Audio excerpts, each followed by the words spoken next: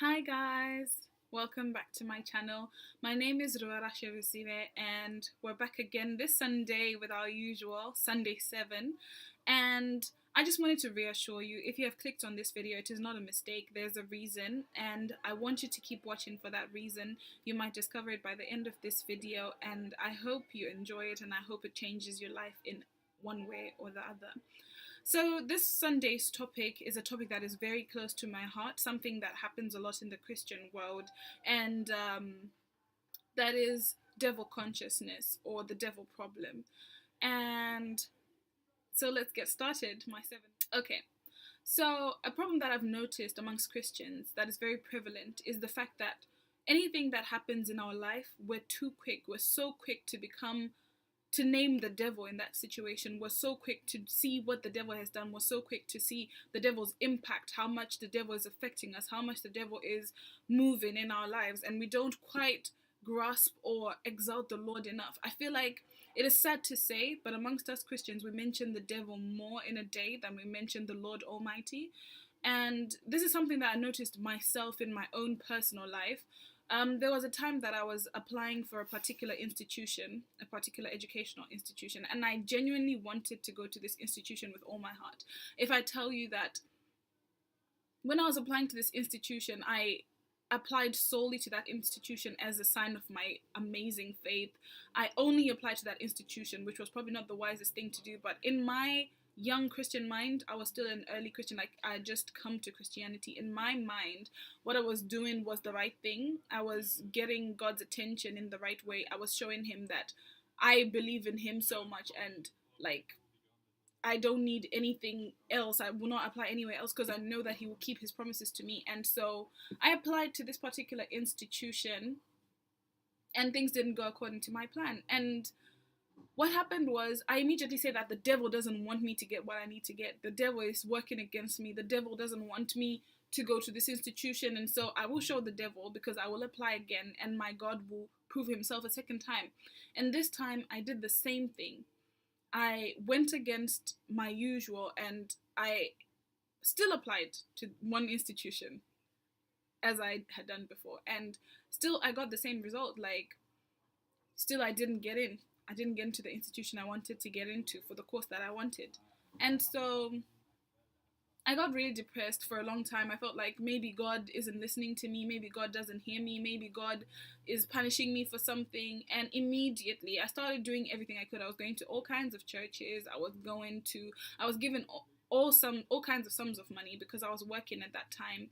And unfortunately nothing came out of it. And I just wanted us to know that when the Lord speaks to you, like if something happens in your life, it doesn't automatically mean that it's an attack from the devil. In fact, I feel like the devil sometimes sits in hell and says, well, that actually is punishing me for something. And immediately I started doing everything I could. I was going to all kinds of churches. I was given all kinds of sums of money because I was working at that time. And unfortunately nothing came out of it. And I just wanted us to know that when the Lord speaks to you, like if something happens in your life, it doesn't automatically mean that it's an attack from the devil.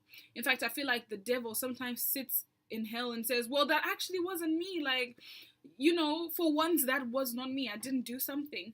And I want you to come to a point where, life is difficult. I know every challenge is difficult for us to believe that God has a hand in it. Not that I'm saying God wants us to suffer, but I feel like sometimes things happen and they might look like it's a bad thing happening, but it might actually be a setup for something that you genuinely want.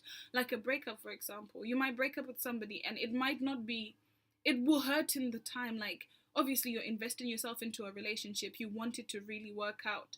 But if it doesn't, it just feels like maybe God doesn't hear you. Maybe God doesn't care about what you're going through. And you just kind of get mad at God and you just want God to say something, do something, prove himself, show himself somehow, And when he doesn't, you just feel like that was genuinely an attack from the devil. The devil is attacking my life. The devil doesn't want to see me succeed. The devil doesn't want to see A, B, C, D, E. But I just wanted to bring to our attention a young man in the Bible who inspires me a lot. I feel like if I was to choose a Bible hero, I would probably choose Joseph. And Joseph was one man who went through all kinds of life's trials, because this is a man that had been given promises by God himself. God had promised him certain things. And Joseph never lost hope. In fact, in every hard thing that he went through, he hardly mentioned the devil's name. I found that so admirable. He went through life's challenges, and it's so easy, when something happens, like you are applying for a job, you don't get the job, you feel like the devil took away that job from me, the devil stole my man, the devil did this. But what about the glory of God? What about God's hand in it? For it says, many are the plans in the mind of a man, but only the will of the Lord shall stand, in Proverbs. And that verse taught me a lot, because I had to come to a realization that, there are plans that we plan, and because we're moving in our own will, in our own plan, we might feel like that is the most terrible thing that might have happened. But if we were moving in sync with God's will, we might discover that whatever happened was exactly what needed to happen in that moment. And so I feel like, to understand God, to understand everything that happens in our life, to understand every single thing that happens, we must be, and because we're moving in our own will, in our own plan, we might feel like that is the most terrible thing that might have happened. But if we were moving in sync with God's will, we might discover that whatever happened was exactly what needed to happen in that moment. And so I feel like, to understand God, to understand everything that happens in our life, to understand every single thing that happens, we must be in sync with God's will for our lives. If we understand what God's will for our lives is, I feel like it would be difficult to get lost in all the challenges, to get lost in all the trials and tribulations and everything that is coming against us to challenge us. So I just want to encourage you to become like Joseph. Joseph went through everything. Like, his own brothers sold him to slaves.